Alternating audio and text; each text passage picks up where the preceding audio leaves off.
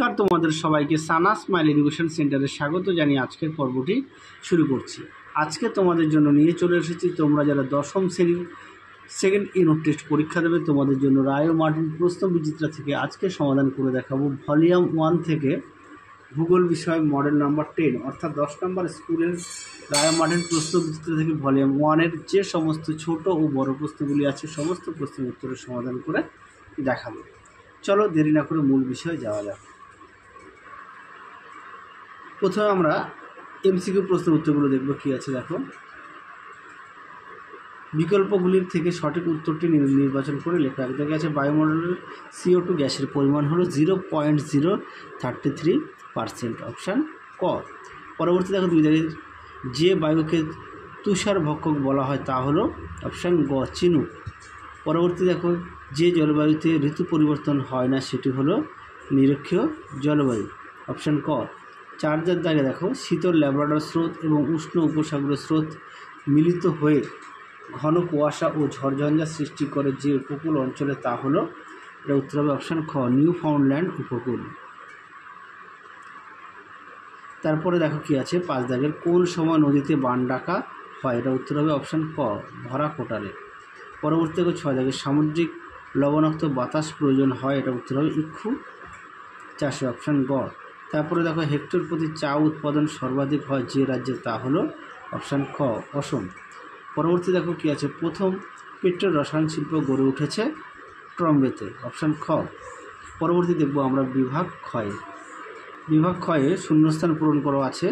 1 জায়গায় পৃথিবীতে কার্যকরী সৌর বিকিরণ হলো 66%, অর্থাৎ 66%। পরেরটা দেখো পৃথিবী ও চাঁদের সবচেয়ে কম দূরত্বকে পেরিজি বলে। পরেরটা দেখো ভারতের তথ্য প্রযুক্তির রাজধানী বলে ব্যাঙ্গালোর নগরকে।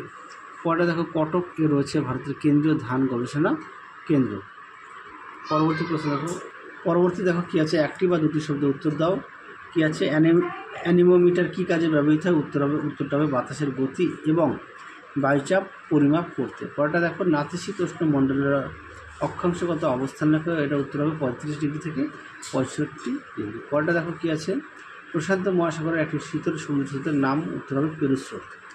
পরেরটা দেখো কি আছে ভারতের বৃহত্তম শঙ্কর ইস্পাত কেন্দ্র কোথায় গড়ে উঠেছে, এটা উত্তর হবে দুর্গাপুর ইস্পাত কেন্দ্র। পরবর্তী দেখো বিভাগ গয়ে কী আছে 4 দাগের সংক্ষিপ্ত ব্যাখ্যামূলক উত্তর দাও। 4-এর 1 ট্রোপোস্ফিয়ারের 3টি বৈশিষ্ট্য লেখো। চলো প্রশ্নের উত্তরটা দেখো। এখানে বিভাগ গয়ের উত্তরগুলো দেখানো হয়নি। প্রথমে আছে 3-এর 1 বৈপরীত্য উষ্ণতা কাকে বলে। চলো প্রশ্নের উত্তরটা দেখো। দেখে নাও বৈপরীত্য উষ্ণতা কাকে বলে, উত্তরটি এখান থেকে তোমরা অবধি লিখবে। দেখে নাও, যাদের বই আছে অবশ্যই বই থেকে পড়বে, যাদের বই নেই তোমরা একটু খাতায় লিখে নিয়ে পড়বে। চলো পরবর্তী প্রশ্ন দেখো কী আছে। পরবর্তী আছে অথবা দিয়ে আপেক্ষিক আর্দ্রতা কী। চলো প্রশ্নের উত্তরটা দেখো। আপেক্ষিক আর্দ্রতা কাকে বলে, উত্তরটি তোমরা এখান থেকে এই অবধি পেয়ে যাবে। দেখে নাও প্রশ্ন উত্তরটি সুন্দর করে দেওয়া আছে, দেখে নাও। চলো পরবর্তী প্রশ্ন দেখো মগ্নচরার গুরুত্ব কী। চলো প্রশ্ন উত্তরটা দেখো। দেখে নাও মগ্নচরার গুরুত্ব তোমরা এখান থেকে এই অবধি লিখবে। মগ্নচরার গুরুত্ব, হ্যাঁ, এখান থেকে এই অবধি মোটামুটি 4টে পয়েন্ট দেওয়া আছে, একটু দেখে নাও। যাদের বই আছে অবশ্যই বই থেকে পড়বে, যাদের বই নেই তোমরা একটু খাতায় লিখে নিয়ে পড়বে। পরবর্তী প্রশ্ন দেখো অথবা দিয়ে আছে হিমপ্রাচীর কাকে বলে। চলো প্রশ্ন উত্তরটা দেখো। দেখে নাও হিমপ্রাচীর, উত্তরটি তোমরা এখান থেকে লিখবে, এখান থেকে এই অবধি লিখবে, হ্যাঁ, এই অবধি লিখবে হিমপ্রাচীর। চলো পরবর্তী প্রশ্ন দেখো কী আছে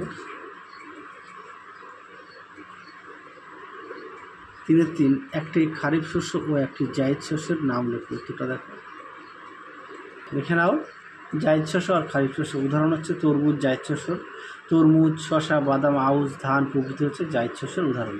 আর খারিফ শস্য হচ্ছে ধান, পাট, তুলো, আখ, ভুট্টা, জোয়ার, বাজরা হচ্ছে খারিফ শস্যের উদাহরণ। চলো পরবর্তী প্রশ্ন দেখো। পরবর্তী প্রশ্ন আছে 3-এর 4 ভারতের দুটি রাজ্যে অবস্থিত দুটি মোটর গাড়ি নির্মাণ কেন্দ্রের নাম লেখো। উত্তরটা দেখে নাও প্রশ্নটি, তার উত্তরটা দেখে নাও। এখান থেকে তোমরা এই অবধি লিখবে, লিখে নাও।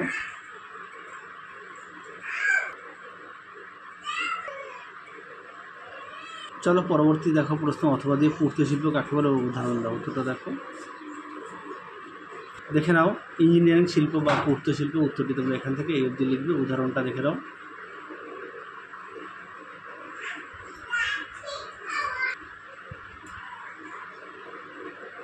দেখে নাও, অবশ্যই উদাহরণ দেবে। তোমাদের আরও একটা গুরুত্বপূর্ণ বিষয় বলি, তোমাদের আগের ভিডিওতে আমরা ইতিহাস, ভূগোল ও জীবনবিজ্ঞান বিষয়ে সাজেশান দেওয়া আছে, তোমরা সেই সাজেশানটি অবশ্যই ফলো করো, যা তোমাদের সেকেন্ড ইউনিট টেস্টে খুবই কাজে লাগবে।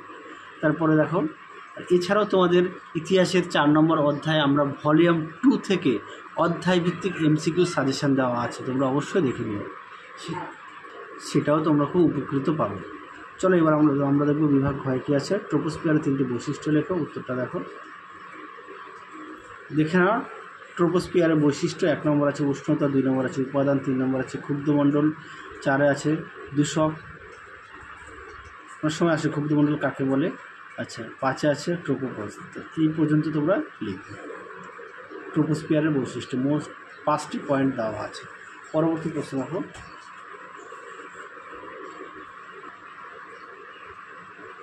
ঘূর্ণবাত ও প্রতিভ ঘূর্ণবাতের মধ্যে পার্থক্য লেখো। উত্তরটা দেখে নাও। ঘূর্ণবাত ও প্রতিভ ঘূর্ণবাতের মধ্যে পার্থক্য, অবশ্যই বিষয়গুলো উল্লেখ করবে, দেখে নাও। তোমাদের সাজেশানও এই প্রশ্নটি দেওয়া আছে, যাদের বই আছে অবশ্যই বই থেকে পড়বে, যাদের বই নেই তোমরা একটু খাতায় লিখে নিয়ে পড়বে, আর অবশ্যই বিষয়গুলো উল্লেখ করবে। চলো পরবর্তী প্রশ্ন দেখো। কী আছে, চারিদিক সংযোগ ও প্রতিযোগ অবস্থান চিত্র সহ বুঝিয়ে লেখো। এই প্রশ্নটি তোমাদের আগের ভিডিওতে দেখানো আছে, একটু দেখে নিও। পরবর্তী প্রশ্ন দেখো, সমুদ্র স্রোত ও সমুদ্র তরঙ্গের পার্থক্য লেখো। উত্তরটা দেখে নাও। প্রশ্ন উত্তরটি সুন্দর করে দেওয়া আছে, অবশ্যই বিষয় উল্লেখ করবে। এই প্রশ্নটা খুব গুরুত্বপূর্ণ। চলো পরবর্তী প্রশ্ন দেখো। এবার আমরা বিভাগ উময়ের প্রশ্নগুলো তোমরা একটু দেখে নাও।